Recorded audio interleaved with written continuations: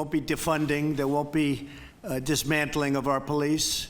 And there's not going to be any disbanding of our police. Today, the police chiefs, the rank and file officers understand the need for change, and there has been great change.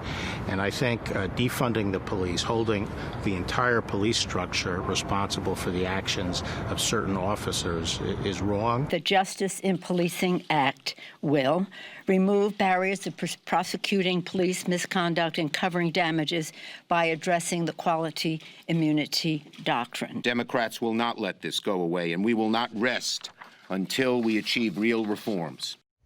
Democrats on Capitol Hill moving legislation to deal with police reform. Meantime, cities and states taking action into their own hands, and some of them defunding or dismantling police departments. Let's bring in our panel. Jason Riley, Wall Street Journal columnist and senior fellow at the Manhattan Institute. Molly Hemingway, senior editor at The Federalist. Leslie Marshall, Democratic strategist. And Chris Stirewalt, politics editor here at Fox News.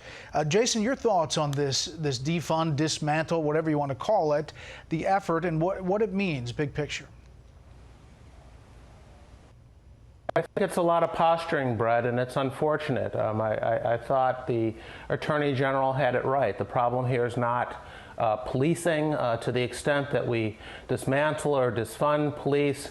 We're only going to make it easier for the criminals to get away with crime. They prey mostly on black people in these poor communities. And I think this emphasis on police behavior and not talking about why blacks interact with police so often, that is because of high crime rates in these communities, I think we are just nibbling at the edges here. And we know what happens when you scapegoat police. We don't need to speculate. What happened with Ferguson after Michael Brown, what happened in Baltimore after Freddie Gray, what happened in Chicago after Laquan McDonald. You scapegoat police, the entire departments, they scale back, less proactive policing, and then we get spikes in crime, in violent crime and homicides, and inevitably it is more dead black people that is the result. And I feel we are going down the same road with these proposals coming out of Congress. Here is the proposal from the Minneapolis City Council and the New York mayor as well. Our commitment is to end our city's toxic relationship with the Minneapolis Police Department, to end policing as we know it, and to recreate systems of public safety that actually keep us safe. We will be moving funding from the NYPD to youth initiatives and social services. The details will be worked out in the budget process in the weeks ahead. Yeah, the Biden campaign put out a campaign statement saying that Joe Biden is not for defunding. Just moments ago on CBS, the former vice president said, "No, I don't support defunding the police. I support conditioning federal aid to police based on whether or not they meet certain basic standards of decency and honorableness," is what he said. Leslie, your thoughts on the political implications of all this? Well, I have said, I as a Democrat, that saying defund the police actually could be a political disaster for Democrats, because what you're seeing happen in Minneapolis is basically a tear down and rebuild and reform. What you're seeing here in Los Angeles is not defunding the entire police department, is certainly not abolishing the police department, or the same in New York. What those, except for some extreme individuals, want with defunding is really reformation. That's what the former vice president is pushing for. That's what you saw Democrats not only push for, but put forth in legislation in the House. And that's what the majority, I think, of Americans want. They want to have reformation. They are in favor of the protest. They're shocked and horrified by what they saw on that video with Mr. Floyd's death. But to dismantle the police department and to defund it entirely, I think most people know is entirely unrealistic. And in 2017, when they did pull back on protective policing, there was a report that showed actually they had less crime. Yeah. The Attorney General today, Molly, said that he believes that maybe some federal standards, some federal training participation. Take a listen to Attorney General Barr. I think there's a general agreement among police agencies that we need clearer standards. We have to make sure those standards are trained to, and we have to make sure that there are systems in place that hold officers accountable. I think we're going to need a strong federal participation in this effort in helping to set standards. Molly?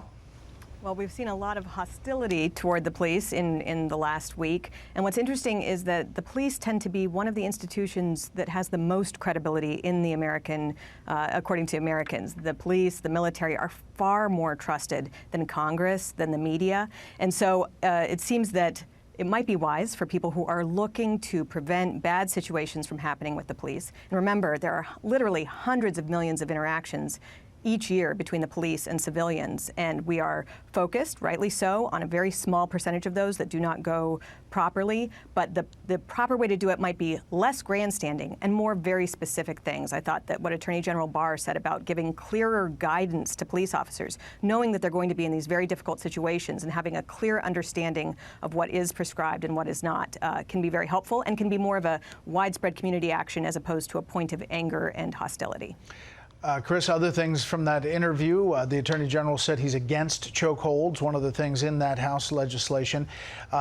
Obviously made some news about Prince Andrew, wanting to ask him about things relating to Jeffrey Epstein. We have a lot more in part two about a series of questions, a deep tease here. But your take of that interview and what came from it?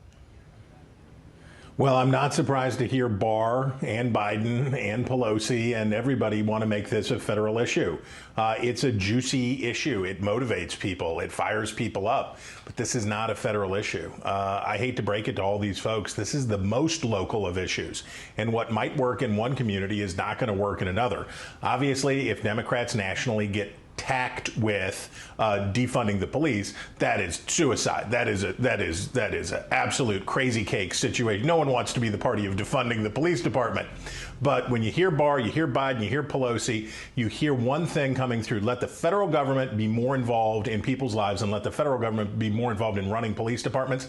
That is an idea that will be a disaster if we go down that path. Jason, does this moment change this political equation as you look at the recent polls about where the presidential race is? Do you think this moment, even more than the coronavirus moment, changes this political dynamic? It could. It really could help the president if the progressives continue down this road, because I think people know in their heart of hearts, even black people in poor communities know that policing is not the main problem. The number one cause of young death among young black men in this country is homicide, and it is not because the police are killing them, Bret, and everyone knows that. These interactions between cops and low-income black residents has to do with crime rates that are drawing police to these communities. If we want to do something about the black homicide rate in this country, we need to talk about the crime rates that are occurring in these communities. And that is not a conversation progressives want to have.